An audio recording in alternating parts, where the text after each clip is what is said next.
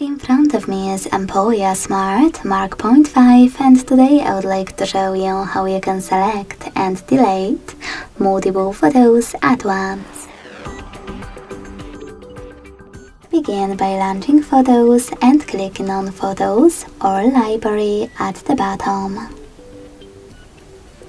Then select one of your folders or hold one of your photos, and either way use the same type of dots at the top right corners to select multiple right away. To exclude some you wish to keep, click on the chosen ones, and to delete the rest use this bin at the bottom, or in case of a library, at the top. Lastly, you need to hit Move to Bin and then hit Delete. Thanks so much for watching. If you enjoyed this video, leave a like, comment and subscribe. Bye!